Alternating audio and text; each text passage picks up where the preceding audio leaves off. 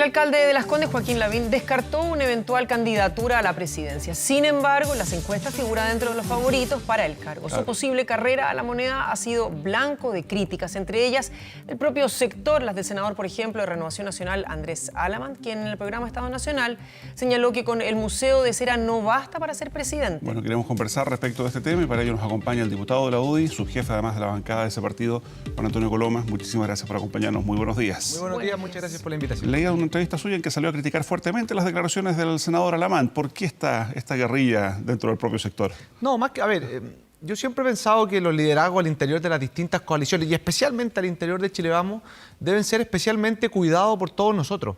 Cuando uno estudia la historia, ¿no es cierto?, de la derecha en nuestro país en los últimos 30 años, uno se puede dar cuenta que los mejores momentos que hemos tenido ha sido cuando hemos dedicado a cuidar liderazgo más que cuando nos hemos atacado entre nosotros. Y aquí yo creo que el que hoy día es alcalde, ojalá pueda seguir desarrollando su pega de alcalde, el que hoy día es senador, diputado, el cargo que tenga, pueda seguir haciéndolo. El tiempo de las elecciones presidenciales es en 2 años más.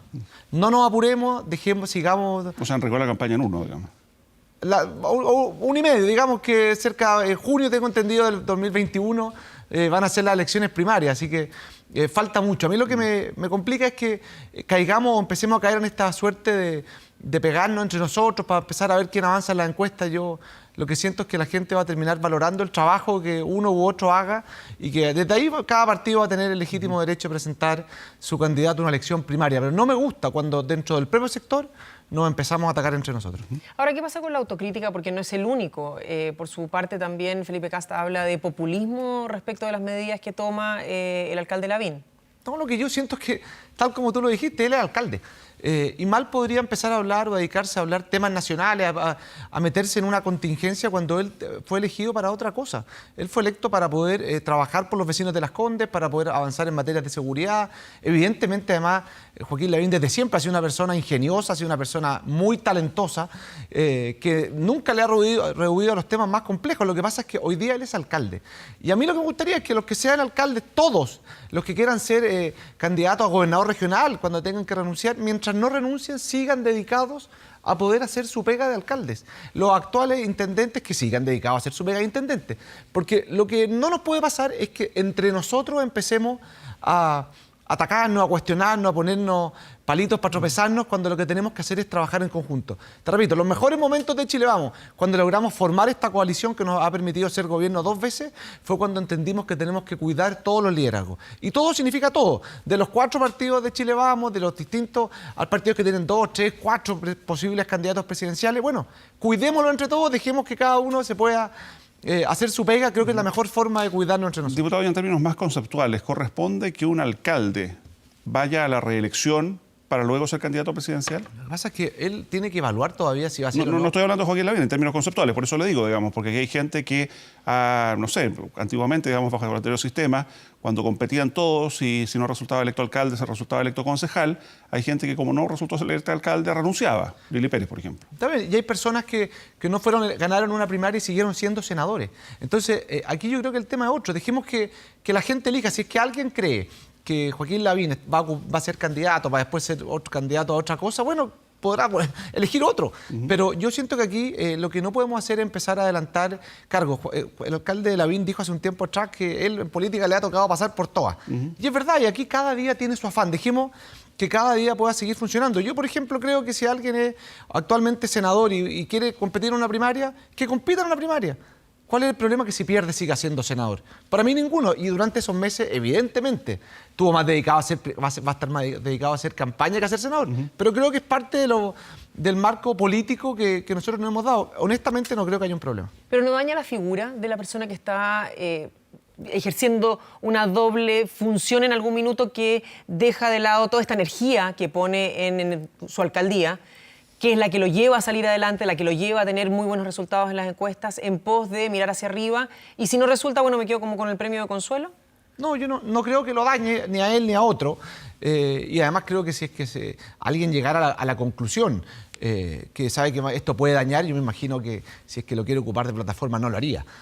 Aquí también cada uno está viendo políticamente, aquí nadie puede ser ciego, qué es lo que le puede convenir un poco más, un poco menos, pero yo en lo personal creo que si se llegara a la conclusión de que independiente del candidato que sea, fuese ser candidato a alcalde, le podría traer costos después, probablemente no sea candidato a alcalde. Pero aquí lo que yo siento que falta demasiado tiempo, nos empezamos a poner nerviosos, y este poner nervioso hace que quizás atacarnos sea algo normal. Yo recuerdo, creo en lo personal, que quizás los peores momentos que tuvimos en la campaña presidencial anterior fueron los meses donde el senador Sandón atacaba constantemente al presidente Piñera. Creo que eso, por ejemplo, hay que aprender para entender que los liderazgos hay que construirlos quizás desde el mundo más de las ideas, de las propuestas, que de atacarnos entre nosotros. No creo que para poder surgir, que uno, el que sea, le vaya mejor, tengamos que atacarnos entre nosotros. Hace un poquito de historia, el propio Sebastián Piñera en su momento torpedeó la candidatura de Joaquín Lavín. Él lo que hizo fue anunciar y lanzar una candiera fuera de todo acuerdo. Fuera de todo acuerdo. Estamos hablando hace como 15 años, pero sí, nos sorprendió. Pero bueno, lo hizo dentro de la lógica política, que era la nominación de un consejo general de su partido.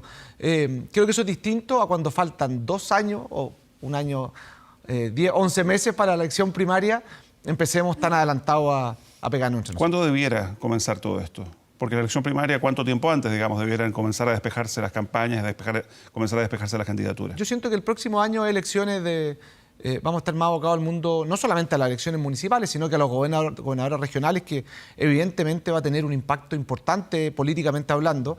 Y yo imagino que después viene Navidad, bueno, será quizás febrero, marzo, donde ya haya donde se puedan desplegar todos los posibles candidatos a las primarias. Estamos hablando de marzo del año 2021. Y con esta distancia, Joaquín Lavín es hoy día, sin lugar a dudas, el mejor posicionado de su sector como candidato presidencial, digamos, pese a la distancia del tiempo para esas candidaturas. Pero, ¿quién más surge desde la UDI, por ejemplo? No, la UDI tiene, bueno, la misma Evelyn Matei, por ejemplo, creo que es un nombre siempre que no solamente ha sido muy reconocido en las encuestas, sino que está haciendo un muy buen trabajo en Providencia. Y así como la UDI tiene candidatos, Renovación tiene al senador Sandón, al senador Chaguán, al senador Alamán. Desde Evópolis está Felipe Cas. Creo que hay harto. Siempre he pensado que es mejor tener hartos candidatos que pocos candidatos. Lo que sí, el llamado que hacemos es a que entre los que puedan ser futuros candidatos nos cuidemos. Si al final no hay que equivocarse que el adversario está al frente, no está en la propia línea.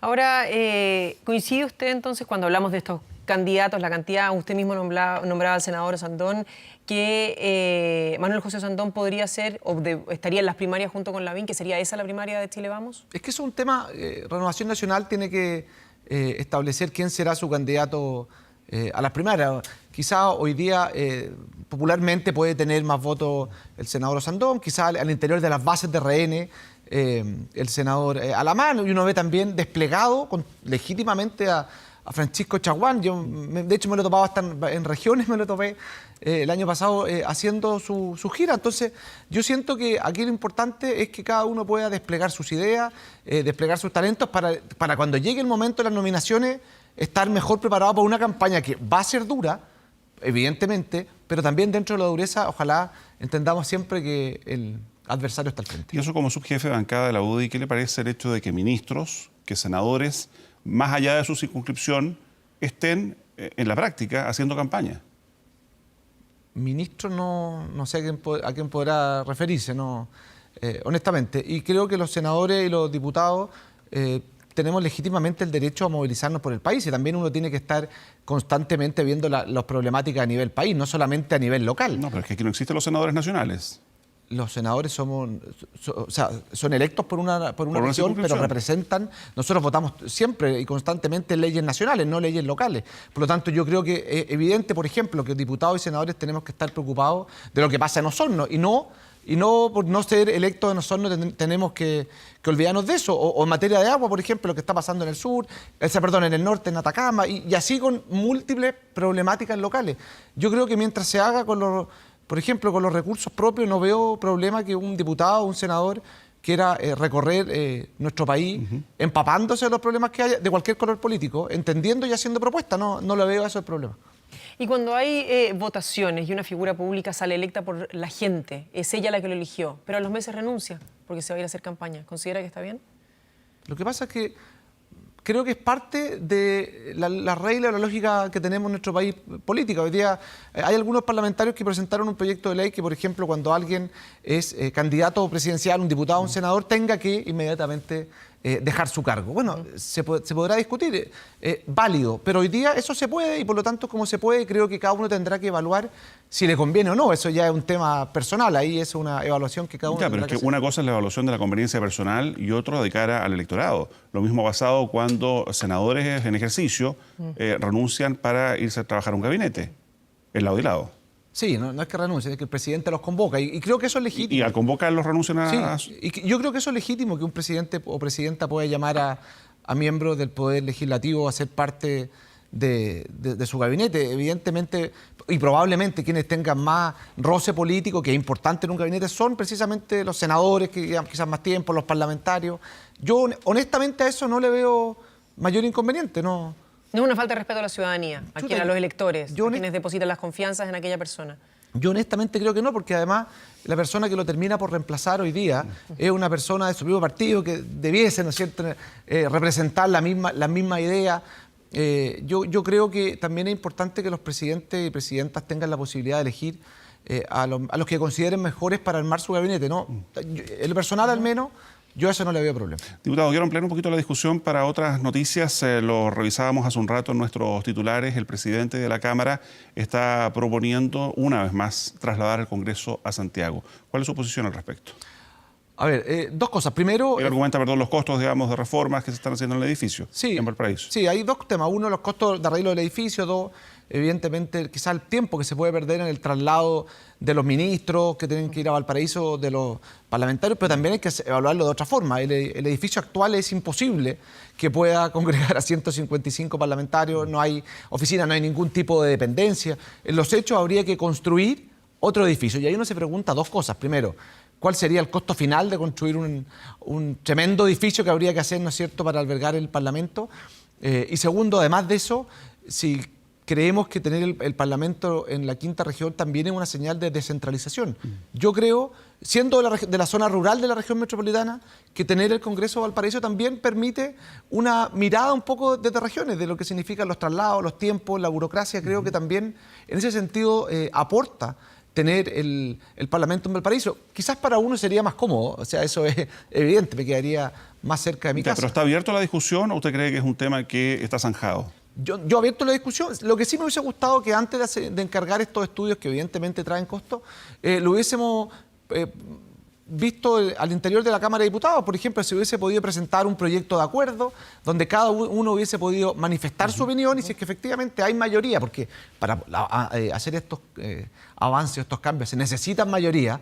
Bueno, avanzar en estos estudios y en cuánto cuesta y saber si vamos a estar dispuestos a decirle cuántos miles de millones se requieren para construir un edificio. Ese quizás es un tema que yo siento no ha sido debidamente clarificado todavía, porque en el actual es absolutamente imposible. En contrapartida, la opción de disminuir nuevamente el número de parlamentarios. Es lo que nosotros hemos propuesto, lo tiene el presidente Piñera dentro de su programa de gobierno y tal como lo señalamos desde la UDI, el presidente Piñera en su cuenta pública señaló que va a presentar un proyecto que reduzca a 120 diputados y a 40 senadores. Nosotros, tal como era antes. ¿No? Tal como era antes, pero no en un sistema binominal, en un sistema proporcional un poco más acotado. Y de esa forma nosotros también es lo que hemos propuesto y nos encantaría que el presidente presentara este proyecto de ley, porque honestamente creemos que muchas veces parlamentarios que salen muy arrastrados, por decirlo de alguna forma, requieren también un nivel de visibilidad para poder sacar los votos en la siguiente elección, que termina mucho polarizando la discusión. Y ese ir polarizando la discusión creo que no le hace bien al clima de acuerdo, no le hace bien a la búsqueda de los consensos mínimos, y en parte también estamos viendo eso en lo que ha costado llegar a acuerdos básicos en la reforma previsional y en la reforma tributaria. Principales desafíos, diputados, que se están viendo ahora respecto sobre todo de arreglos que va a tener el Congreso, que debería tener, que dicen que son de carácter urgente. Chuta, yo, para ser bien honesto, yo no tengo tan claro que haya estos arreglos de carácter tan urgente. Uno funciona perfectamente bien. Siempre a edificios como estos hay que estar haciéndole la debida mantención. Pero que uno vea en el día a día cosas que son absolutamente indispensables, que honestamente tampoco lo he visto así. Otro de los temas que está sobre la mesa es la eliminación del fuero parlamentario. ¿Usted está de acuerdo?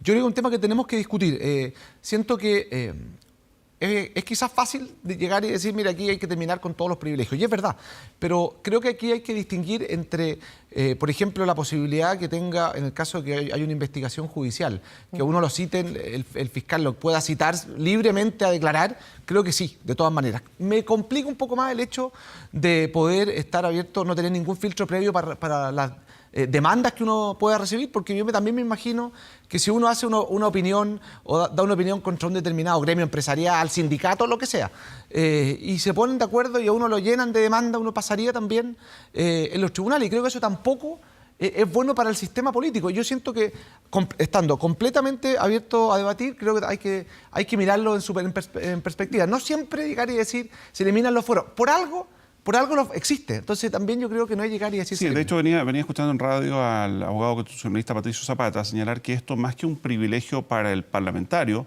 es un privilegio para la ciudadanía desde el momento en que se le concede al representante popular, sea diputado o senador, la posibilidad, la potestad en definitiva de hablar libremente, de defender, se desearía, ¿no?, los intereses de los ciudadanos sin estar amordazados, sin temor a recibir justamente alguna acción legal en contra. Creo que eso es parte fundamental.